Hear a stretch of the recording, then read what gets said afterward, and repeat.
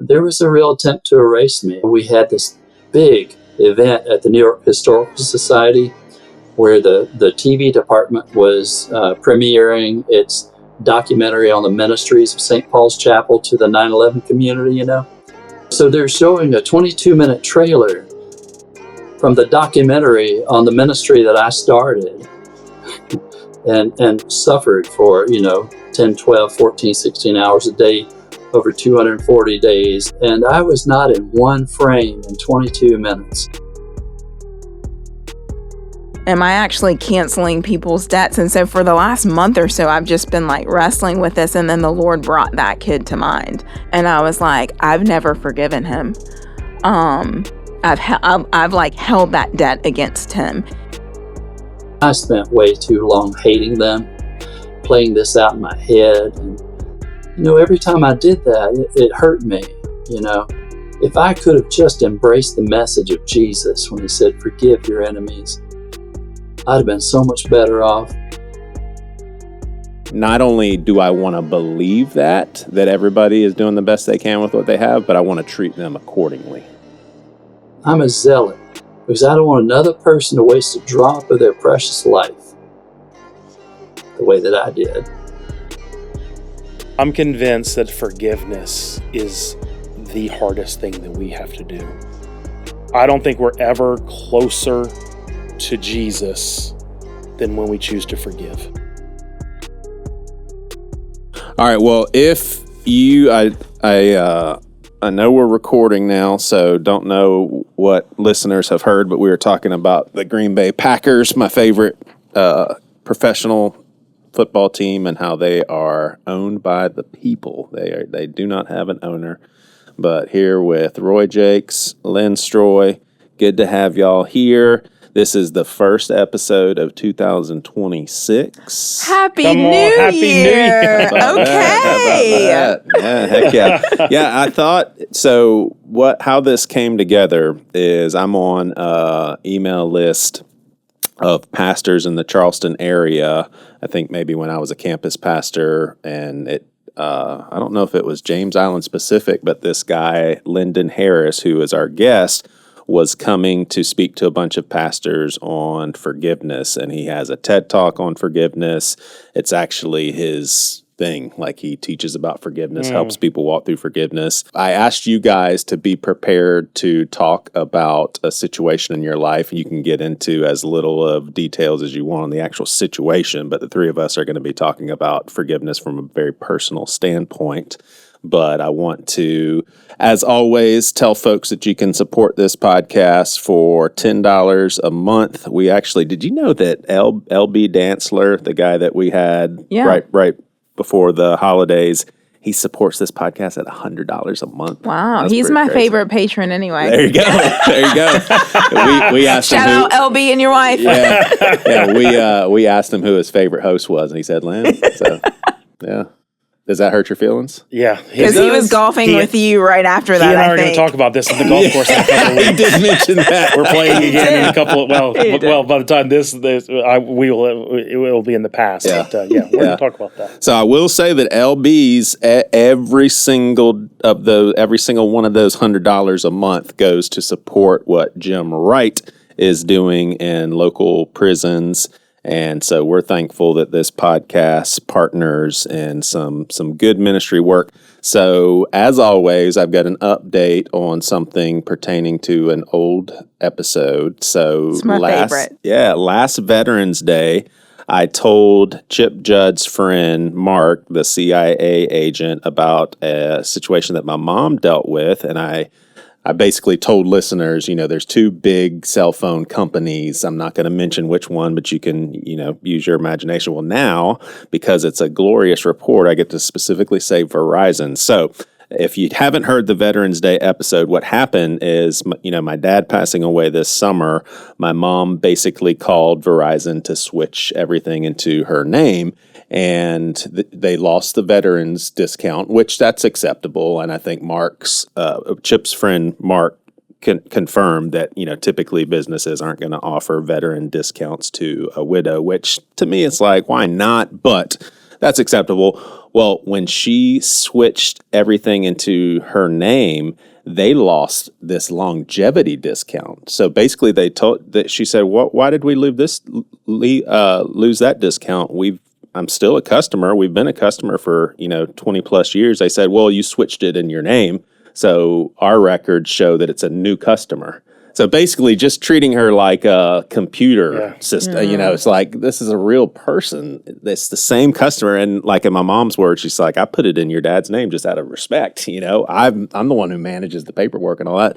So being the kind of person that my mom is, I think she would be an Enneagram 1. She just had to write Verizon, and she's just like, I know nobody's going to read this, but I'm going to do it anyway. So she just pretty much put out the situation on paper, sent it, and they called her back, and basically over the phone, they were looking for all the possible discounts they could give her. So I just thought it was neat to share because, me included, when I think about huge companies like Verizon, I just assume they don't care about people. They're making money, and there's too many people to pay attention to. That's why when you call, you get computer operated voices and everything. But I just wanted to give shout outs to Verizon that they treated her like an actual person. So you have forgiven them.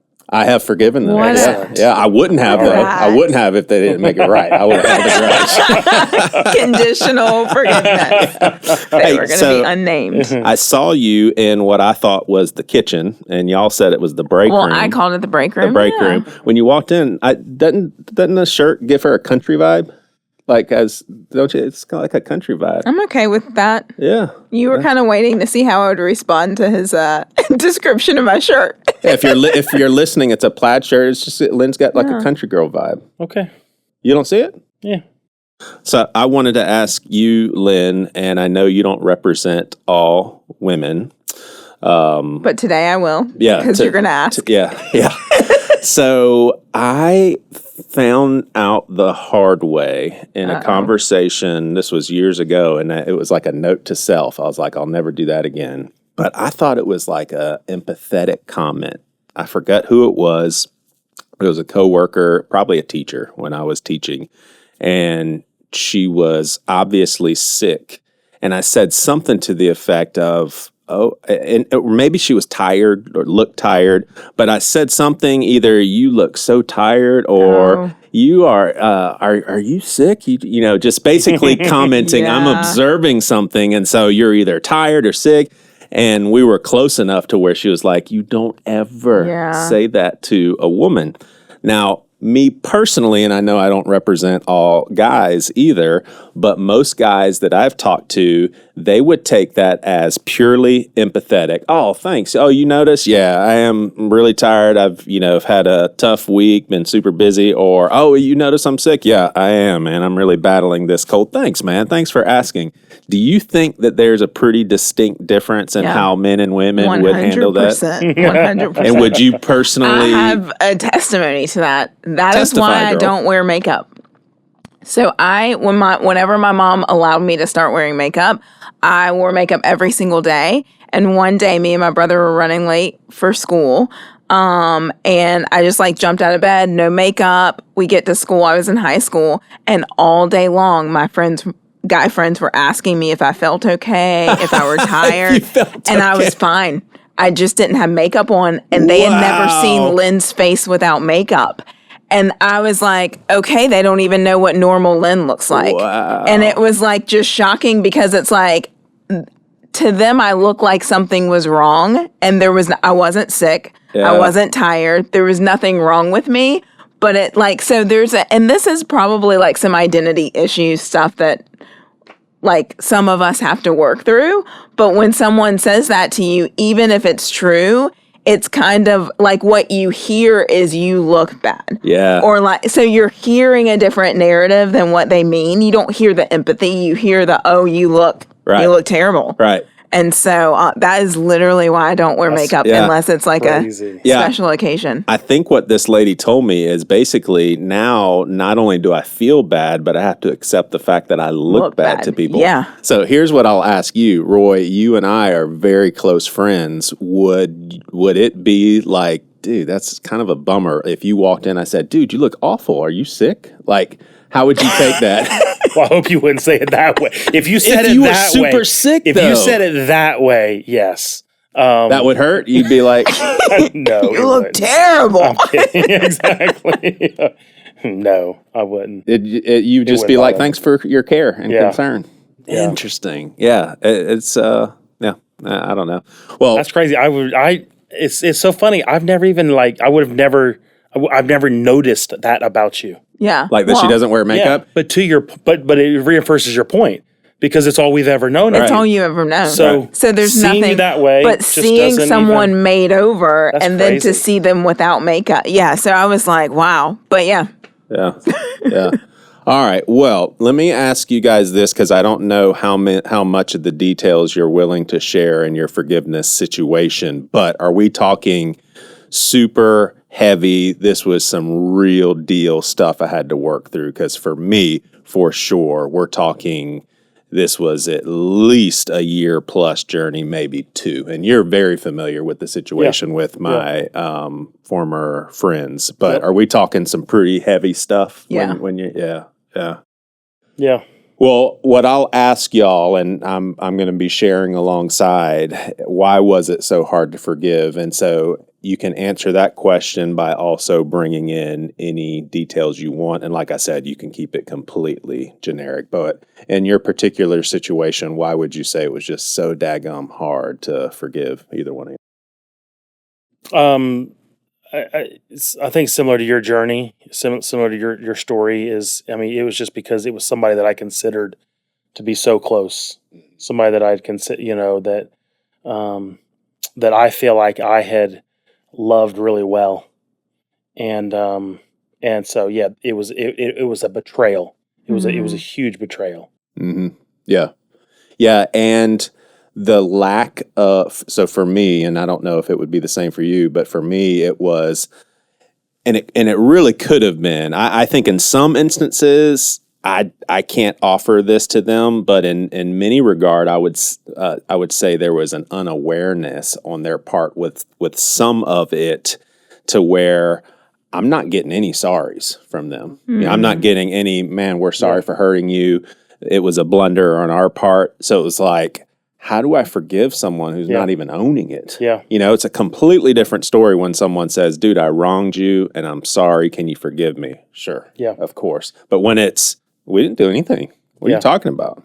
Yeah. That's I think that's why it was super tough for me. 100%. And so, that is different than my story in terms of, there has been reconciliation on that part. And but I still had to. It's still, and I would say this, like forgiveness. And I don't know how deep we're going to get into things, but you don't. Forgiveness isn't something that just happens and then we move on.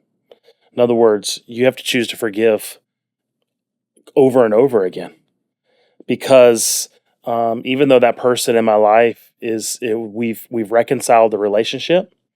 There are still moments where that comes back up to the surface, where the thing that the season that we walked through is still comes to the surface, and I have to choose once again to not allow that to come in between us, to walk in forgiveness. Yeah.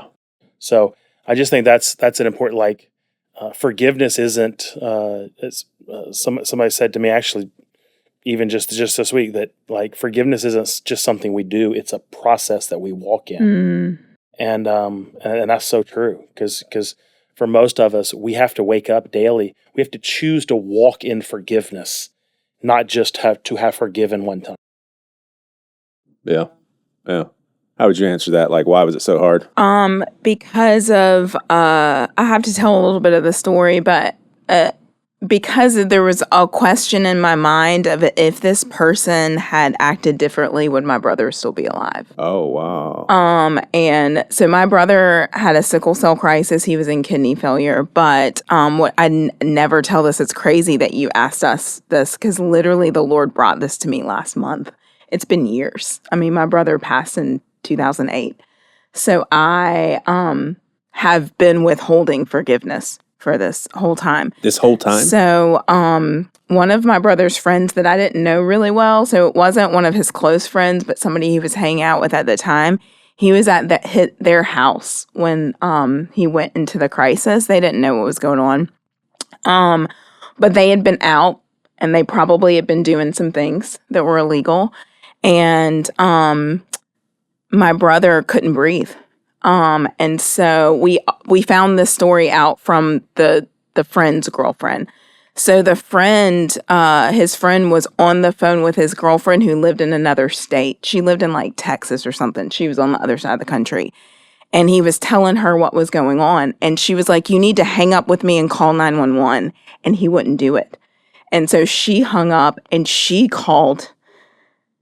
She looked up like the dispatch number in South Carolina, and she called from whatever state she was in to send the police and the ambulance to their house. Gosh. And so my brother got him to the hospital in enough time for my mom to get there.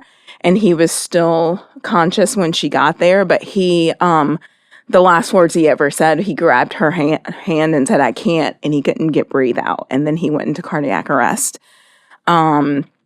And they revived him, but he was intubated. And so never woke up from that. So, and that friend never came to the hospital until like days later when we had to make the decision to take him off life support when the doctors told us that it wasn't a matter of if, but when.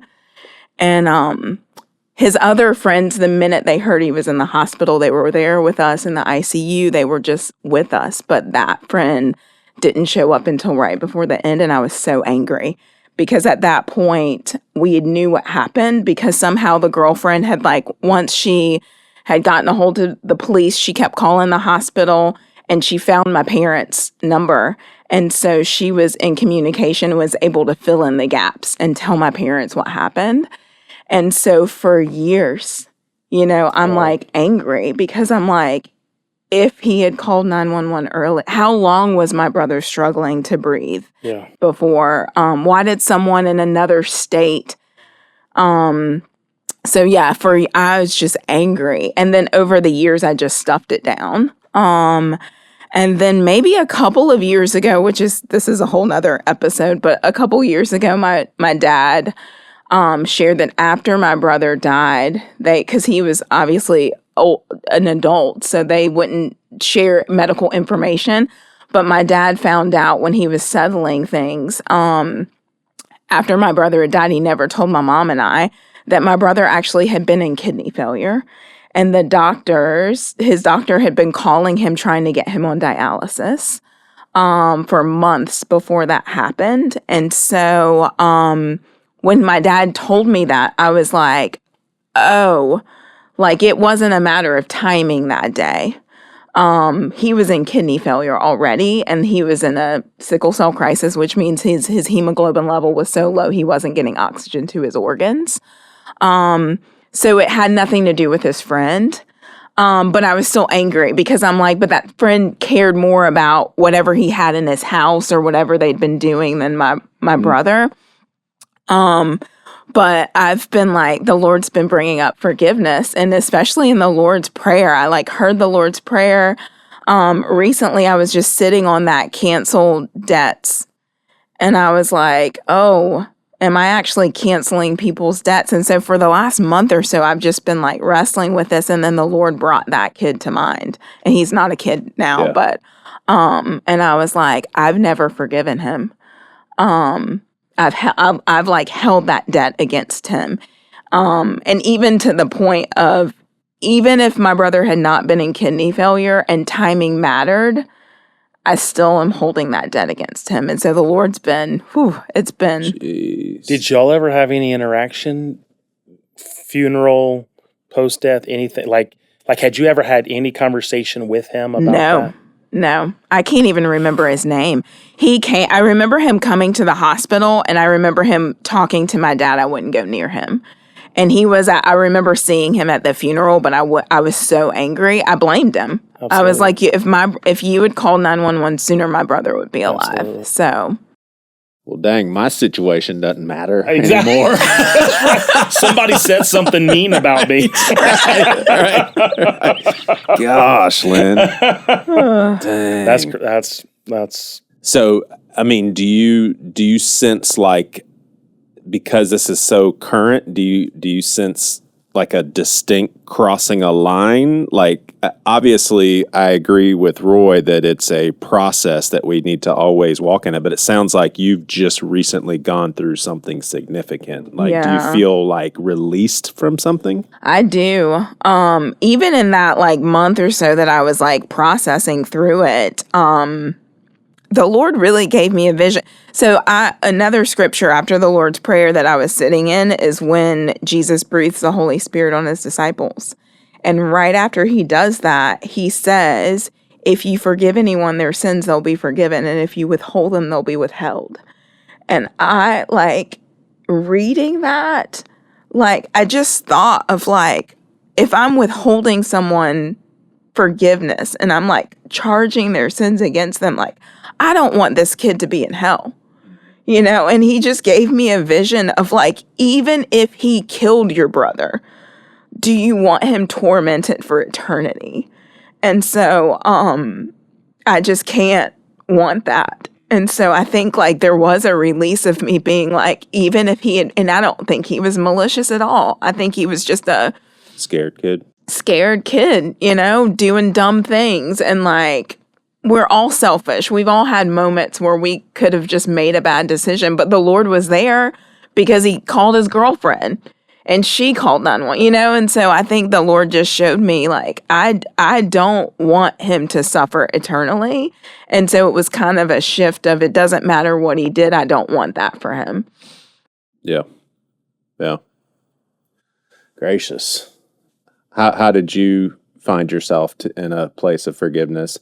I think what's really rounded out the forgiveness, because for a while it was getting over the anger, wanting to forgive, and I feel like I've completely released my friends, and greatly due to Chip Judd's wise words of everybody's doing the best they can with what they have. And applying that to me too, I could have done things differently. Sure. I know as my friend, you'd come to my aid and be like, "Whatever, man. You had every right to be upset." But there's things that I could have done differently. And I think seeing them as, in the grand scheme of things, those guys were not trying to hurt me. They weren't trying to. I don't think they were malicious, but they definitely felt that way. And I not only do I want to believe that everybody is doing the best they can with what they have, but I want to treat them accordingly. Well, if I truly believe that, then I want to treat people accordingly. And I think that's when I was able to just completely release them and not be in bondage toward, with anger or lack of forgiveness or anything like that. So I know the focus of our conversation isn't necessarily on your story. Mm-hmm. And so I don't want to make this about your story, but I think I want to use it to say what I would about my story. And that is this. I think you and I would agree that there were things about y'all's relationship that, as you look back on now, that weren't healthy. Yeah. Some of the things that y'all were operating, I mean, just some of the and that sounds we fabulous. Became very close when we were in our early 20s, so our brains were still developing. Yeah. And well, I'm just saying, and there were some things, some of the things that y'all were podcasting, some of the things that y'all were like, I think you would agree that there was just some unhealthy stuff there that at one point in time you may have even been a part of. Mm-hmm. My point to simply saying that is this: unfortunately, there came a point where you were on the other side of that unhealth. And you experienced their unhealth directed towards you, whereas before it had been directed at other. And so my point to simply saying that is this: it's the old adage that is similar, like hurt people hurt people, unhealthy people hurt people, and so the only way you said Chip's statement, people are doing the best they can with what I mean, at the end of the day, every single person that we could talk about, every single person that's ever hurt us, there's a reason they acted that way. There's a reason he made that decision in that moment. And it wasn't out of help. There wasn't out of and the person that hurt me, the things that he said and the things that he allowed to be said about, he wasn't in a good place. And I see that. And we've been able to work through that. And so to realize almost like it's not even, I hate to even say it, it's almost like it's not even personal. Yeah. I have to realize I just happen to be the target of the unhealth in that season. Yeah. And again, fortunately for me, that story has a happy ending. That person he's owned that, and he's come back to me, and we've been able to work through that. We unfortunately experience we're either the target and or the victims of people's unhealth sometimes. Mm-hmm. And that's and when it's somebody close to us, or when it affects us in a deep way, right. It hurts. Yeah. The lack of personalizing, I think, was a huge part of my journey in forgiving too, because if I was completely outside of a situation and there are two parties that have hurt each other and I'm not closely invested in either one, I can have grace for all of them. Just be like, they're human beings. They made a mistake. There's probably wrong on both sides, right on both sides. I'm not emotionally invested, so I forgive them all. Let me help you if I can. Well, I just had that thought when Lynne was telling her story, and I wasn't going to say it because again, it's one of those things that's like that's probably not helpful. Like if I'm in Lynne's shoes, I probably feel the exact same way. Yeah.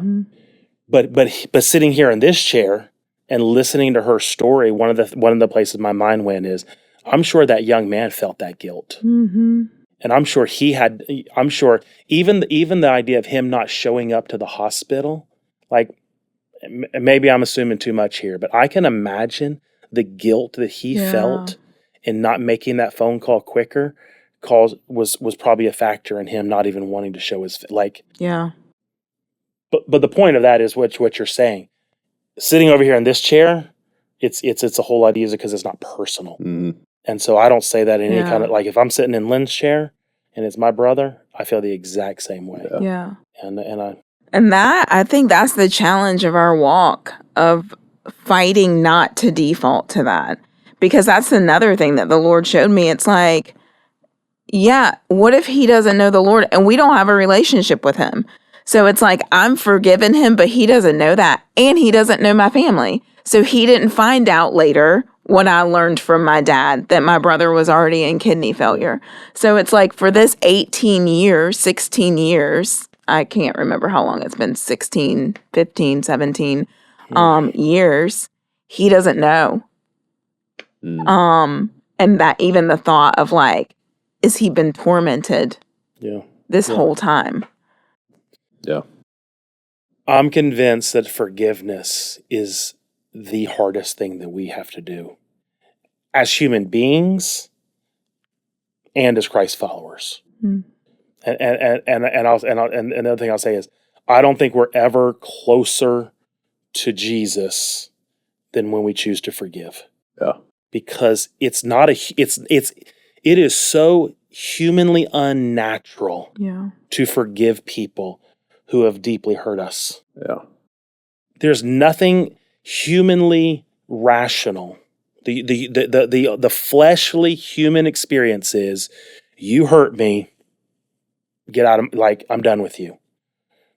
Why would I subject myself to that again? Yeah. Why would I possibly step back into a relationship or even put myself in a position where I could possibly allow that person to do that again?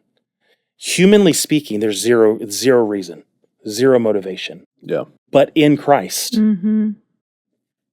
it's what he did for us. Right. He had zero reason to go to the cross for us. He had zero reason to forgive us. He didn't owe us that. We didn't deserve that.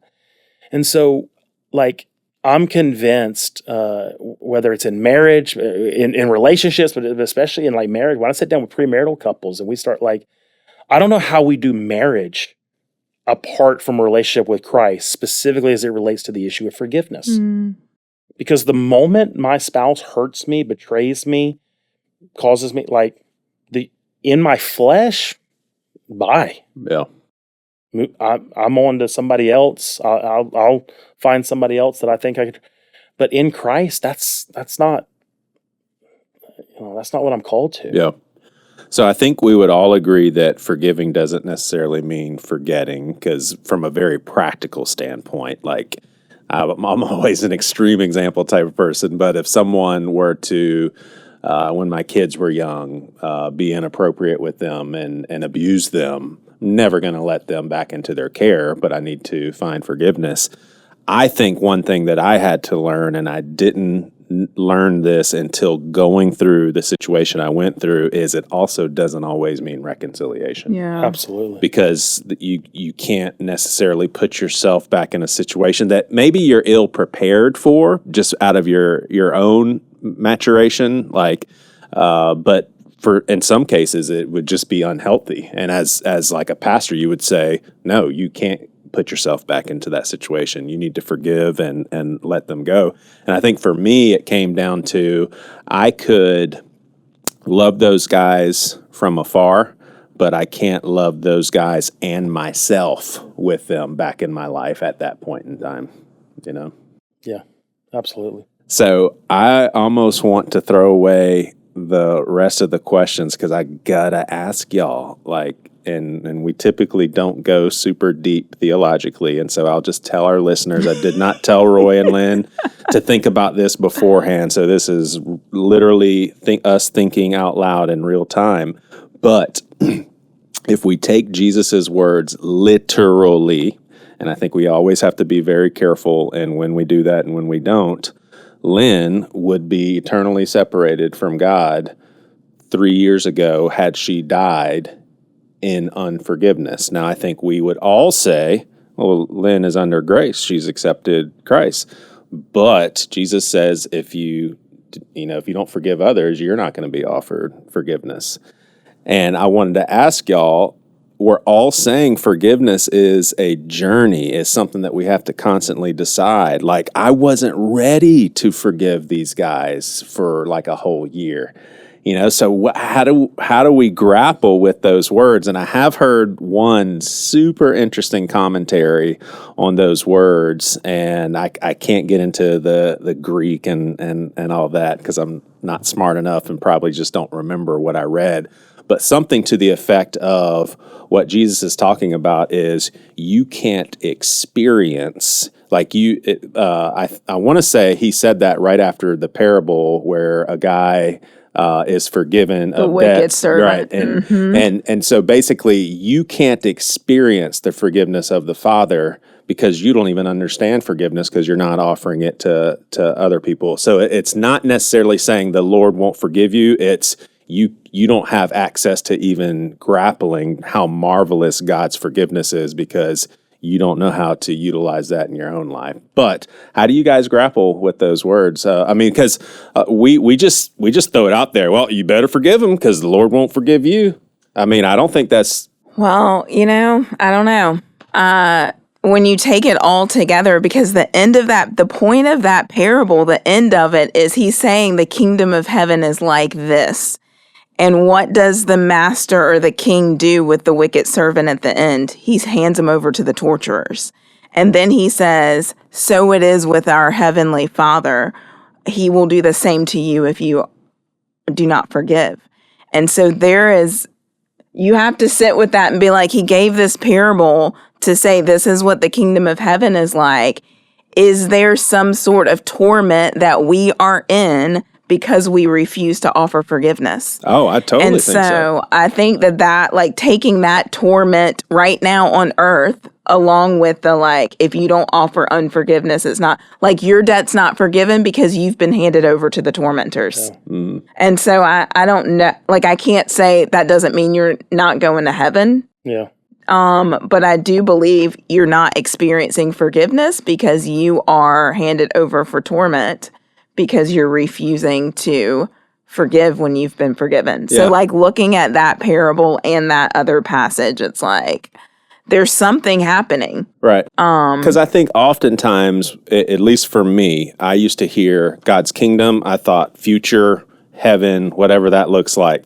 But the kingdom is here. Mm-hmm. The kingdom is being ushered in right now. So that's where I would lean is you're in torment right now because you're a prisoner. Yeah. You're a prisoner of unforgiveness. That's not how we were meant to live our lives. But I for sure would argue against anybody who see it as almost like this technicality of, oh, you're going to stand before the Lord. He's not going to forgive you because you didn't forgive that one person. Because if that's the case, then the cross only figured out certain sins, but not unforgiveness. Back to a workspace. We're back to a workspace. Exactly. Yeah. Exactly. Salvation.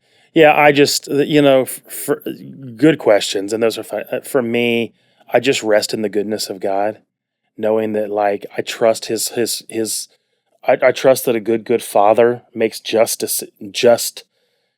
choices and decisions when it comes to that, and when, one of us stands before God, and if there happened to have been a situation where we never made it to forgiveness, that I just trust His heart in that, to know, like, I think there's a difference in the person who's truly still struggling in forgiveness versus the one that the parable is the wicked servant. In other words, I just think there was obviously, this person wasn't pursuing trying to heal or forgiveness. He wasn't trying to, he had made a decision, like, he was just going to be the mean, unforgiving, whatever. And so I just trust God that that if I make it before to heaven with a hurt that I haven't fully reconciled and forgive, I think He's a good Father that will show grace in that moment.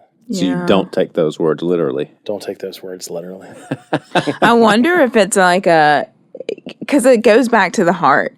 Is the unforgiveness actually evidence of unbelief? Like the wicked, like, he obviously didn't believe in the goodness of the king. It didn't touch his heart.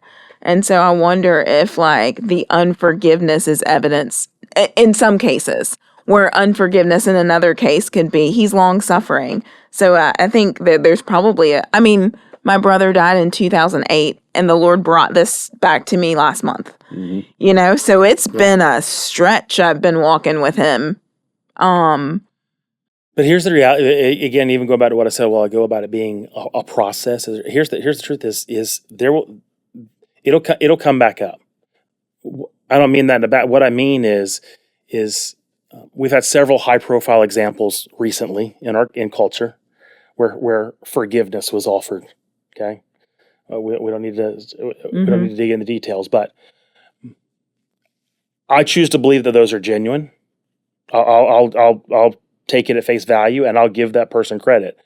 But it's easy. It's easy, quote unquote, easy to say you forgive. It's another thing to be able to truly walk in forgiveness. And so, and I'm trying to be careful with my words here, but I'm just simply like, in other words, when the first anniversary passes and the reality is still there that person's not here with us, will you still feel the same way then that you do today? When another birthday comes around and, no matter how long your brother's been gone, that birthday reminds you again that he's not with us. Mm-hmm. Will you still choose that day to walk in forgiveness? In other words, these hurts we can say what we want to, but these hurts continue to walk with us, and we have to live with the realities and the pains of these hurts. Lost relationships, lost things that, ways of life that we were, whatever. And so that's why I say that forgiveness is just a continual process I have to wake up almost daily, but especially when it comes back to the surface, when those milestones pass, when another birthday comes around, or when another holiday comes around, and that hurt comes back to the surface, I have to once again choose to forgive in that moment. Yep.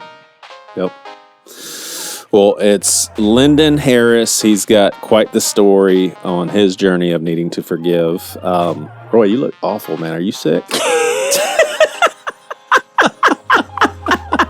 It's Lyndon Harris, everybody. Well, it's good to meet you, everyone. We have Lyndon Harris.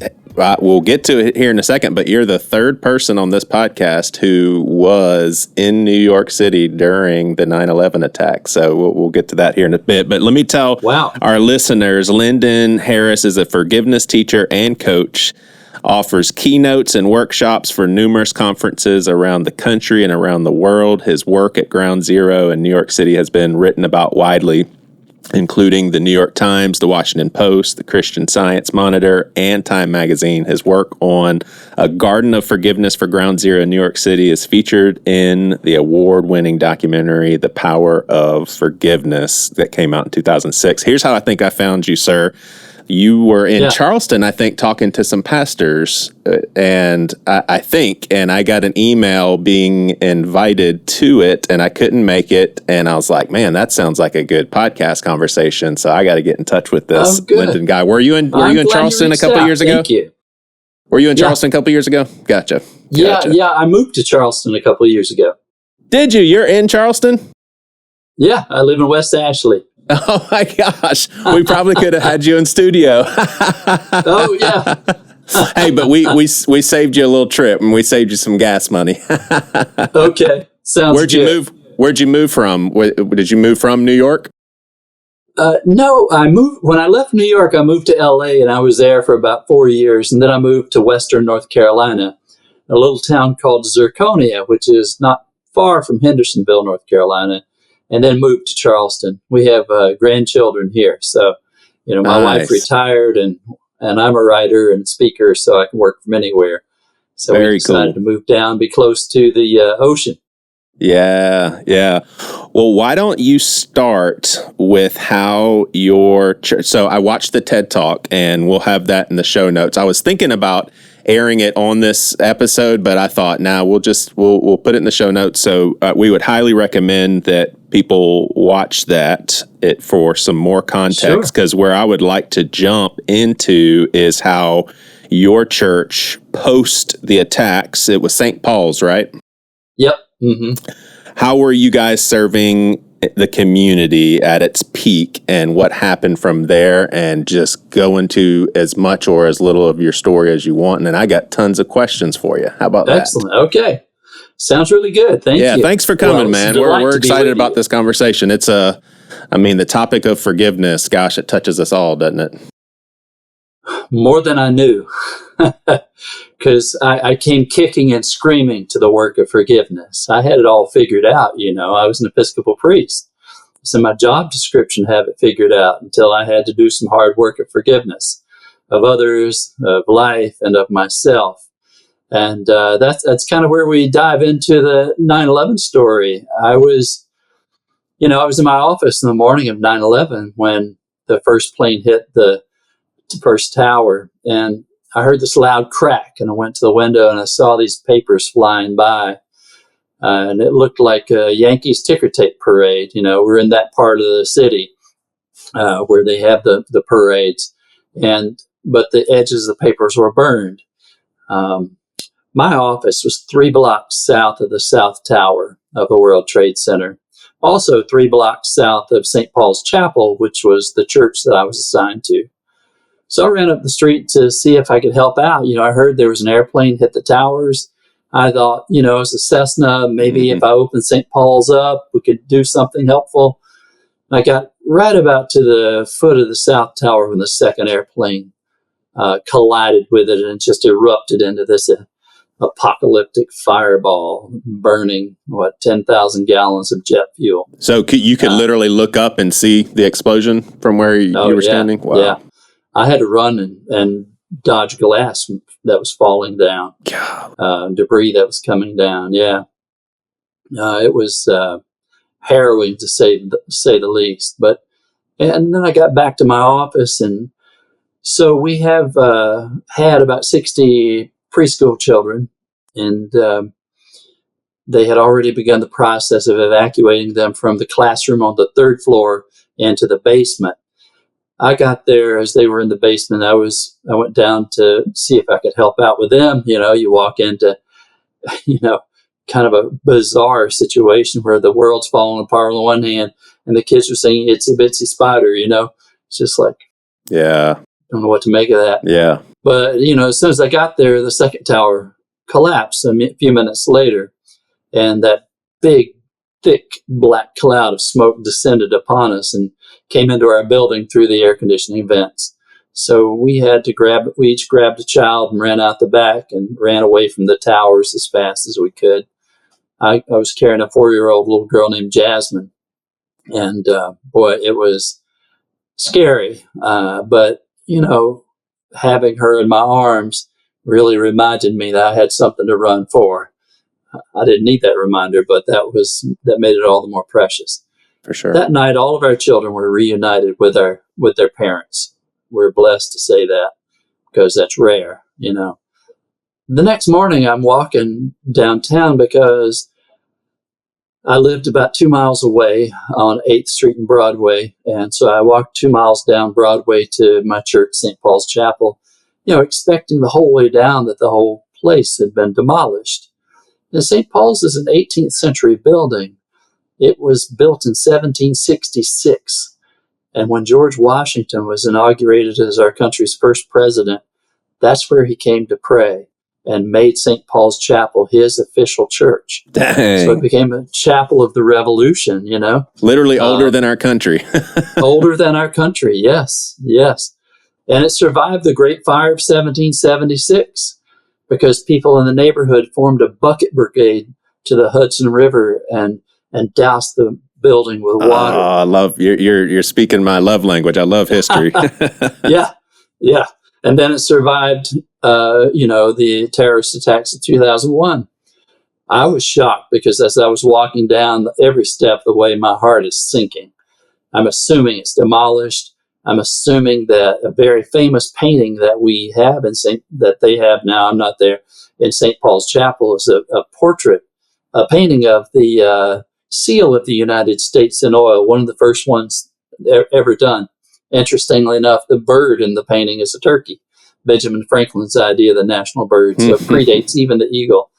I assumed it's in the rubble, and I'm thinking I have to, and I'm also thinking, I'm carrying water. I got to figure out how can I help with these people who are trying to rescue survivors. And I got to about where City Hall is, and I looked up and I saw the tower, the spire of St. Paul's Chapel standing, and I just, I fell to my knees and wept. I couldn't do anything else but look up just to make sure I wasn't seeing a mirage. Yeah. Walked on down to St. Paul's, went in, and the place was eerily quiet. Not even a broken window, but had a lot of soot inside because we had a men's shelter who lived there, and they had the windows open for ventilation. It was a warm summer. And so a lot of soot on the floor, but the church was standing. It became clear to me that we had a big job to do. There was a lot of talk about the miracle of St. Paul's Chapel, that somehow God had protected, the chapel. And, I don't know what to make of that. What I like to say is the miracle of St. Paul's Chapel is that if we were spared for a reason, we were spared because we had a big job to do. And that's what we set ourselves to doing. So by the weekend, I'd gathered some volunteers and we had set up a feeding station right out front on the sidewalk in front of St. Paul's on Broadway. We referred to that affectionately as the barbecue on Broadway. And we were grilling hamburgers and hot dogs using the men's shelter's grill. And then before long, we had more grills. People were building them and bringing them, and it just grew from that. Literally doing the Lord's work. I totally believe that with my whole heart. Me too. Yeah. And I never felt more aligned with doing the will of God. Mm-hmm. Which makes this story even more amazing in a very confusing way. Yeah. So funny thing is, at the end of each day, we'd get shut down by the health department because we didn't know where the food was coming from, and there's stuff in the air, and so they say it's unsafe, and so by the time they leave, we're firing the coals up again. So they shut us down about twice a day for a while.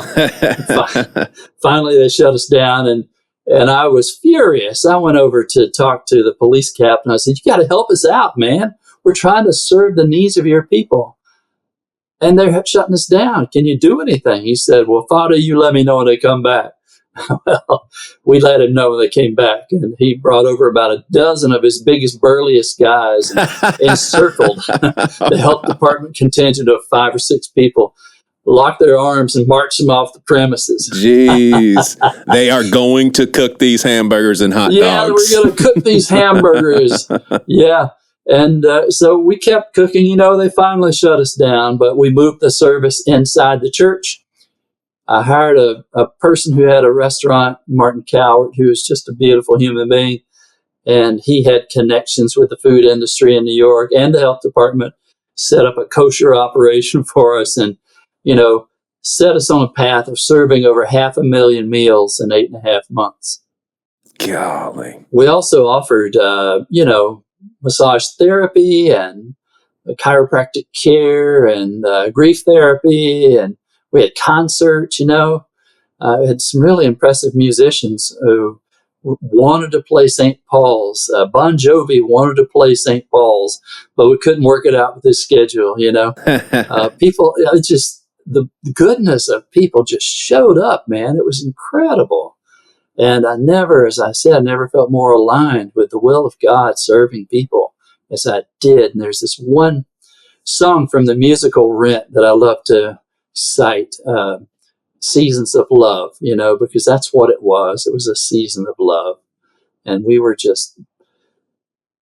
it was a New Testament community where each person tried to outdo one another in showing love, and where the kind of the reversal of the world power had taken place, where, lawyers and judges were thrilled to serve coffee to cops, and corporate CEOs making sandwiches for firefighters, and get this, even bishops of the church, or one bishop, mop the floors. I mean, incredible, right? Just incredible. It was a glimpse of the kingdom of God. And, probably a palpable feel of this is what life is about. It's one another and being there for one another. We talked about it as 9/12. 9/11 happened. It was a horrible day. But we responded on 9/12, and here's what love looks like. Yeah. It's costly and it's risky. Yeah. And I was all self-righteous in doing all this, It was the right thing. I still believe it was the right thing, but I could get, kind of intense with my opinions about what we needed to do. And I had conflict with my bosses who had a bigger vision for what was going on, liability, damage to the chapel, dangerous for people engaging in the ministries. And so, it was like this. And I didn't get the support that I deserved, or I feel that I didn't get the support that I deserved. And when it was all over, I had to resign, and I left, and I really became bitter. So let me stop you there. So basically your higher ups were counterproductive to what you were doing, not supportive. Were they even telling you, hey, you need to shut everything down? Yeah. When's it going to be a church again? When is it? I wrote that down. When is it going to be a church again? I have to really guard my words, because this is the most frustrating sorts of things. Like it just doesn't make sense to me. What Bible are you reading? And I'll tell you that post Helene, my buddy was a firefighter in Asheville, North Carolina. And when I was watching your TED Talk, I reflected on a story he told me that was so similar. There was a church being used for, it sounds like maybe a smaller level of what you guys were doing, but the same sort of thing, just serving the community. The parking lot was jam-packed. People were setting up tents. People were dropping off very important supplies for other people to just come and pick up at their leisure. Yeah. And probably 2 weeks into the operations, the pastor of that church shut it down. Basically said, everybody has to clear out. And my buddy gave him a little piece of his mind, and and his rationale was, we need these parking spots for our daycare, which was a very small daycare. But it's just these sorts of things. I'm like, this is what we're supposed to be here for. Like you were doing the Lord's work, sir. Why are you shutting it down? Gosh, I wish I could say I'm surprised that happened, but after my experience, it's, I struggled. I struggled a lot because I was bitter, and man, I was so angry, and there was, and I just finished a memoir about this experience, and there was a real attempt to erase me from we had this big event at the New York Historical Society where the TV department was premiering its documentary on the ministries of St. Paul's Chapel to the 9/11 community.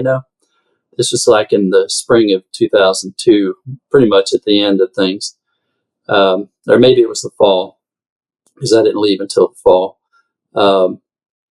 And so they're showing a 22-minute trailer from the documentary on the ministry that I started and suffered for 10, 12, 14, 16 hours a day over 240 days. I have had crap in my lungs, 5 or 6 things wrong with my sinuses and lungs, and PTSD and depression, all that. And I was not in one frame in 22 minutes on the ministry of St. Paul's Chapel. Unbelievable. But here's what I found out. That was put out by the church? Yeah. But here's what I found out. You know what? We all make mistakes, and they did make, I believe they made mistakes. Now, they will, rightly or wrongly, will claim that I made mistakes, and I'll tell you, I made plenty of mistakes. I've made many mistakes in my life. But, at the end of the day, we got to find a way to rebuild a connection after the mistakes. And I spent way too long hating them for what they did and playing this out in my head. And, every time I did that, it hurt me. If I could have just embraced the message of Jesus when he said, forgive your enemies, I'd have been so much better off. If I could have done what the Emmanuel 9 did after that perpetrator attacked their loved ones, I just didn't have it in me to do it. And I'm very human that way.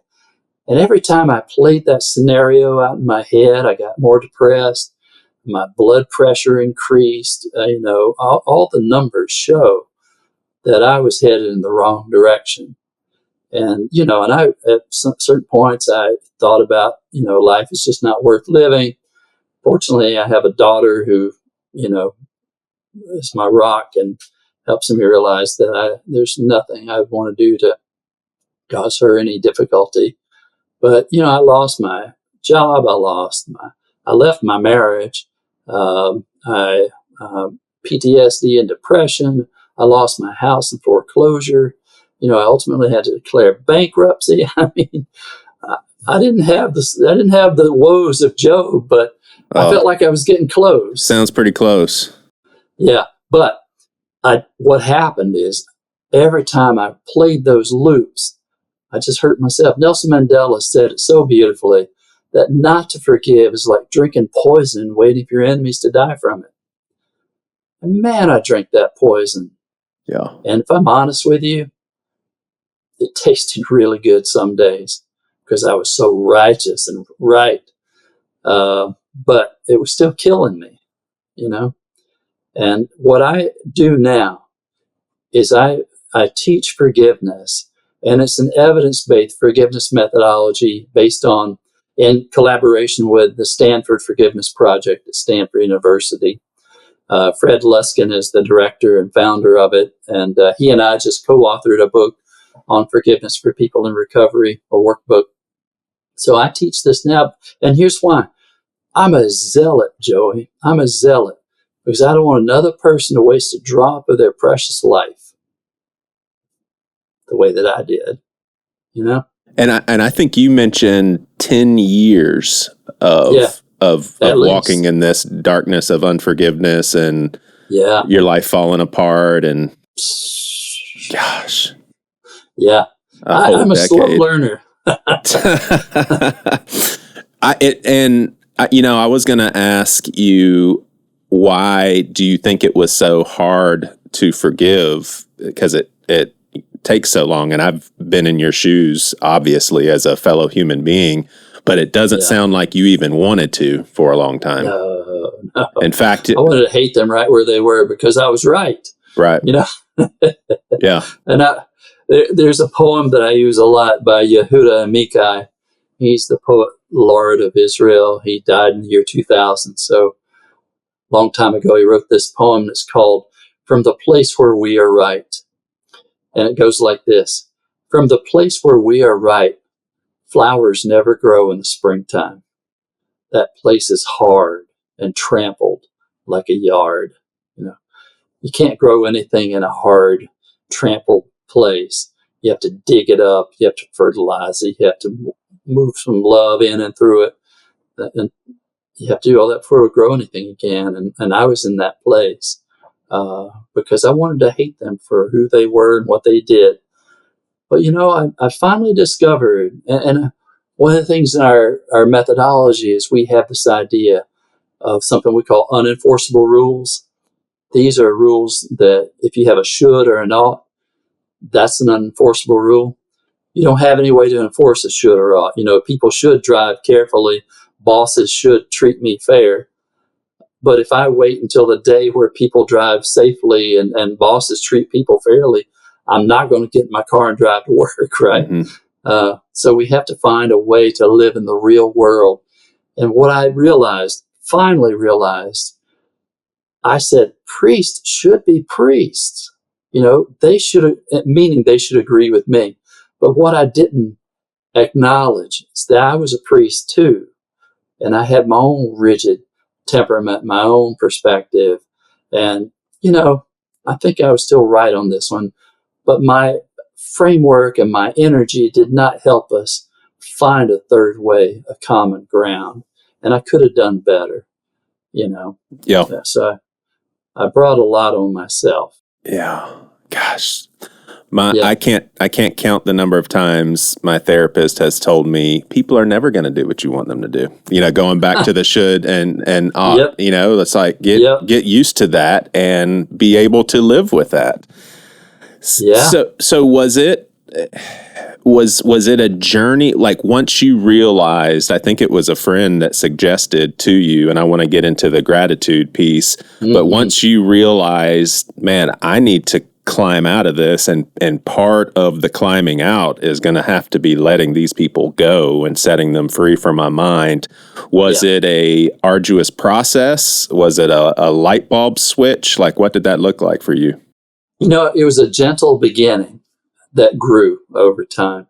My buddy Fred Luskin, the co-author of the book with me and the director of the Stand for Forgiveness Project, we had been working together for years, you know. So I was speaking the stuff, but it hadn't connected to my heart yet. It wasn't until it connected to my heart that the real forgiveness teacher showed up. But he said to me a while back, he said, well, Lyndon, you know, let's think about it this way.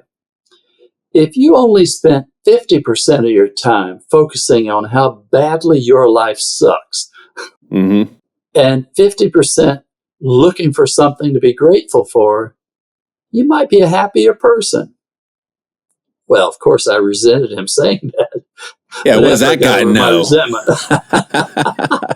After I got over my resentment, I thought, no, he's got a point there. Because I've always been a grateful person.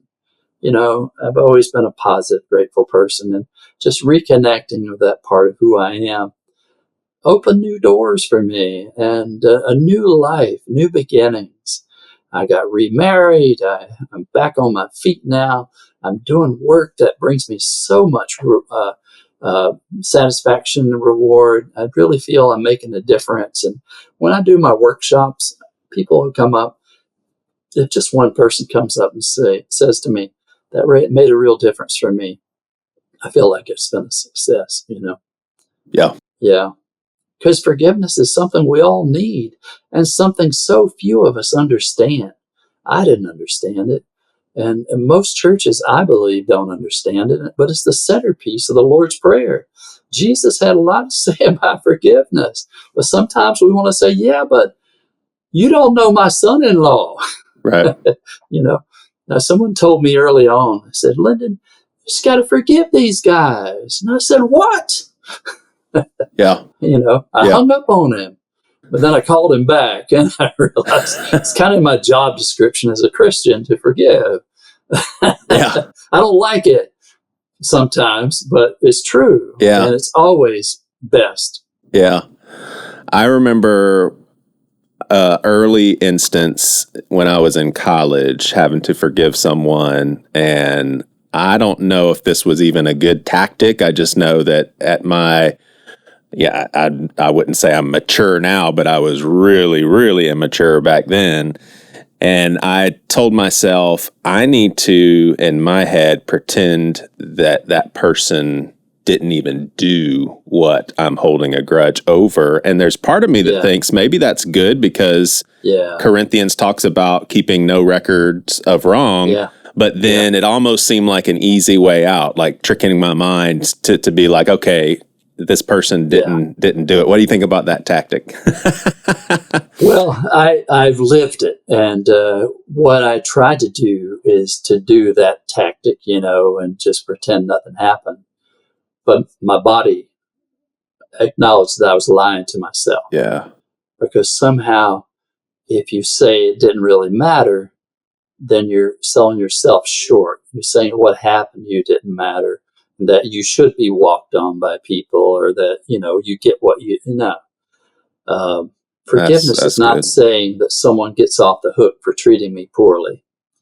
It's saying that I get off the hook from holding these horrible feelings that I have toward that person, One theologian put it this way, Luce Means, he said that forgiveness is setting a prisoner free and discovering after the fact that the prisoner was you. You mentioned holding a grudge. I mean, I talk about that a lot. It's such a powerful image. I'm holding this grudge inside myself. I'm holding this poisonous thing inside myself. And it's like battery acid after a while. It starts eating through, But it's not easy to forgive. You can't just say, well, it's done. It's a daily process. Some days I wake up and I don't feel very forgiving. And I have to go through my prayers. I have to go through my meditation, my routine to get back to that sense of balance. And I'm in a healthier place, because when you're angry, I mean, to the hammer, everything's a nail. Yeah. And there's no constructive possibilities for solving any problems when you're beating things with a hammer, But when you're at peace, that's a ripple effect that reaches out to your neighbor and those around you. I mean, the thing the earliest Christians were known for was that they had love for people who were outside their circle. That's powerful. That is. That's powerful. I'll say that I struggle living up to that kind of love, It's a growth opportunity for all of us, and certainly for me. But that's a love that is connected, I believe, with forgiveness. There are two kinds of things in the world, the Stoic philosophers said. Things we can change and things we can't change, And we get into trouble when we spend so much of our time and energy trying to change the things we can't change. The only thing we can really change, if anything at all, is to change ourselves, to make ourselves better. And that's the basis of that serenity prayer, that's connected with the AA movement. To find peace in that, to let people be, and to know that you can be. You don't have to let people walk on. You don't even have to reconcile. In our method of forgiveness, we say that reconciliation is not required to forgive, because in the real world, we don't want to send people back into abusive relationships. We want people to be in healthy life-sustaining, life-giving relationships. But getting back to my struggle to forgive, I'll tell you what the biggest thing for me was. And I don't want to forget to say this, so forgive me for just jumping in with it. No, please. I was loyal to my suffering. I was loyal to my suffering, and I felt that if I forgave or gave an inch, somehow I was saying that what happened to me didn't matter. And that's not true. It's not true. We can forgive and still say that what happened mattered, Mm-hmm. It's just a different approach than, it's counterintuitive, really. Yeah. To us as humans, it really is. You were talking about loving people even outside of our circles, and I don't know if you were hinting at this or not, but I even wrote it down to talk to you about just the polarity that's in our society, even within the church. And you talk to people that get super charged up about different issues, and there's a real bitterness coming out, and like, I can't even watch the news. Those sorts of people disgust me. And I think you said, if that's the kind of stuff that you were hinting at, it does feel connected to just living unforgiveness. Like, that's just your lifestyle. These people frustrate me. I'm bitter toward them. And that seems like unforgiveness. You're just walking in it. We live in a polarized climate where grievances give us our morning coffee and tuck us into bed at night. Every day is an invitation to outrage, and our nervous systems are overly adrenalized. We say things and we do things that someday I think we will regret. And the biggest heart to break in all of this is the heart of God, because we've lost a sense of love and connection, and that is tragic. Yeah. I don't have an answer how to fix it. Right. Talking about it, but forgiveness is connected to it. I think having an openness of heart that has compassion and an openness of mind to others, little by little over time, I hope that we can get out of these silos that we're in. But boy, the grievance industrial complex is working overtime, and we're buying everything they're selling. Yep. On all sides. Yeah. And unfortunately, a lot of people are motivated in the social media world to fuel that sort of fire, which makes matters even worse.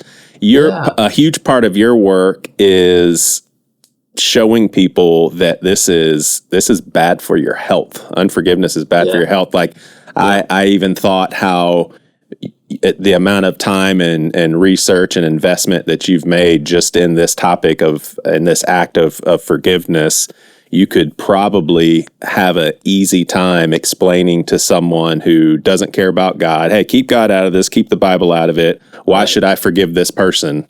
I bet you'd have some pretty good answers. Yeah. I mean, obviously, you and I both, as Christians, we understand the deeper level of God forgiving us, but you've already mentioned a little bit, but give us like a comprehensive list of the health issues of holding on to grudges and not forgiving. Yeah. The research is indisputable, Joey. Indisputable. Mayo Clinic, Johns Hopkins, Stanford University. Two cardiologists way back in 1996 did one of the preliminary studies, and they pointed out way back then that if you spend 5 minutes thinking about a grievance that you have or something that angers you, just 5 minutes, that increases your blood pressure, increases your heart rate, increases your possibility for depression, and compromises your immune system for 4 to 6 hours. Gosh. Yeah. I mean, we're spiraling downward in this disease of grievance. Yeah. Here's the good news. The opposite is true too. If you spend 5 minutes in gratitude, then that lowers your blood pressure, lowers your heart rate, lowers your inclination towards depression, and enhances your immune system for 4 to 6 hours. The decision to forgive is good for us on a par with quitting smoking. Wow. Yeah. It's shocking. Yeah. It's shocking. Yeah. I mean, and again, it's counterintuitive, so we can know it with our minds, but until we find it in our hearts, There needs to be a health warning on every social media post that tries to get you angry. Now remember. I remember 5 minutes. would you say because of our humanness, we need to just accept the fact that forgiveness is sometimes a journey? Because I would assume that the best case scenario would be for us to be able to live in this perpetual state of forgiveness, that, anything that happens, anyone who does something, anything we hear about, we just live in this mindset of forgiveness. But there's going to be certain times, because we're so frail as humans, it's just going to have to be a journey. Would you agree with that? It's just going to take some time. Absolutely. And we shouldn't beat ourselves up about that. And we should not beat ourselves up about that. We have, basically, we teach that forgiveness is making peace with the word no. Every one of us will get a no from life. We get a lot of yeses too. Yes, I got the job. Yes, I got the car. Yes, I got the marriage. But there's also no, my mother had cancer. No, the job didn't work out. No this, no that. It's just life, right? And when we get a no, our inclination is to find somebody to blame. And then we create a grievance. So we subvert the work of grief and turn it into a grievance. And that's where we get stuck. But if we can acknowledge the no's that we get and grieve the loss, the grief is basically allowing our nervous system to metabolize the loss, because we all have, even if we're lucky and only get the one big no from life, and that's death at the end of life, we still get a no. One of the comedians put it best. It says the biggest problem with life is none of us are going to get out alive. Yeah. But to make peace with the word no, and it takes time. So that automatically engages the grief process, and the grief process takes time. Yeah. So I got a couple more questions, and this is my favorite thing about podcasting is when I'm personally ministered to, because I'm like, and I'm looking forward to other people hearing this. I wanted to know, what does the process look different when it comes to forgiving ourselves?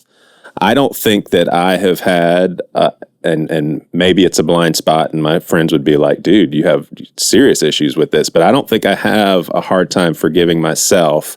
But I want to get to the forgiving life piece that you mentioned at the top, because I didn't even think about that. But first, before that, tell us, is there a different process in forgiving ourselves when it comes to us and others? It wasn't until I could forgive myself that I was able to forgive others. It wasn't until I could acknowledge my mistakes and ask God's forgiveness and reach out to people I had wronged. It wasn't until I could do that I could forgive myself. And once I could forgive myself, I could have compassion for other people that I needed to forgive. That was the point at which I realized that I'm human, just like everyone else. We all make mistakes. We all do good things. We all do bad things. And at the end of the day, kindness is what matters. Kindness to ourselves, kindness to others. And the Ram Dass quotation I love is that, at the end of the day, we're all just trying to walk each other home. I mean, I think we try to do our best, and we try to do what's right within the limited perspectives that we have. But self-forgiveness is really, really important.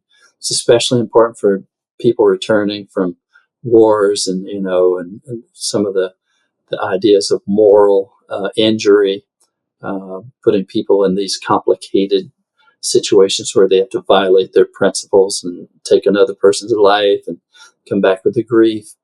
We wrote a curriculum, a self-guided curriculum for vets with PTSD on self-forgiveness that was solicited by a group in San Diego, Potentia Labs. They're going to market it with the VA, but I haven't seen it yet. So we'll see if it comes out. But yeah, self-forgiveness, it really is everything. It's not until we can acknowledge that we're human too, that we can in my opinion, in my experience, I should say. It wasn't until I could do that I could acknowledge that, some other people are human too. And that was so powerful. That was a big turning point for me. That was a big turn. When I could accept God's forgiveness of me and forgive myself, then the energy in my life shifted. Yeah. So the forgiving life piece, when you said that, it pierced my heart, because I don't think that I realize that's what's currently going on. I don't feel like there's any people in my life that I'm having a hard time forgiving. I don't feel like there's a lack of forgiveness for myself, but and we don't have time to get into it, but I'm definitely in a storm. I'll put it that way, just in a really, really tough season of life. And so when you said, forgiving and life was part of that list, you said other people, ourselves, and life. Can you unpack that? Yeah. Well, in my teaching, I talk about tragedy, and the definition I've come up with, and I probably borrowed it somewhere along the way, but I can't figure out whose it is. The definition of a tragedy is something that can't be fixed. Now, as a Christian, I believe that in the mercy of God, a tragedy can be healed. But there are some things that are just broken. You think of like tragedies like 9/11 or Katrina or Helene, these larger than our immediate life circumstances, events happens, and it changes life for those involved. And we don't have control over them. We don't have, we can't say it was caused because we did or didn't do something. It's just existential. We talk about it that way. So there are kind of three kinds of forgiveness: forgiveness of self, forgiveness of others, and existential forgiveness, which is just forgiveness of life. Some people include God in that mix, who have, had struggled with the church or with pastors or whatever. But forgiving something bigger than ourselves that we can't locate in another individual or in ourselves. Because there's a lot of that, there's a lot of that. And to balance that with how precious life is. Yeah. That's the stuff. Mm-hmm. I have back behind me here, I have a little poster, a work of art that I got from a group out of, I think they're in Nashville, called the Story People. And it says, it's got a knight on a horse with his sword drawn, and there's a dragon, and they both are looking at each other with this kind of sideways glance. And the caption says, anyone can slay a dragon, but try waking up again every morning and falling in love with life again. That's a hero. Yeah. So that's the heroic quest, I think, is to fall in love with life again and to work as instruments of that love. Wow. So you had mentioned co-writing something with someone, I think, and it just as we wrap this up, why don't you tell people who want to kind of continue this journey that I'm positive started in some people's lives. Where can people go to read more of your work, or what was the foundation called? Or the Forgiveness Project, the Stanford Forgiveness Project? Yeah. And you can go, my website is just my name, www.lyndonharris.com. Yeah, we'll have that in the show notes. Yep. Yeah. And I wrote a workbook, co-authored a workbook with Fred Luskin, who's at the Stanford Forgiveness Project, for people in recovery.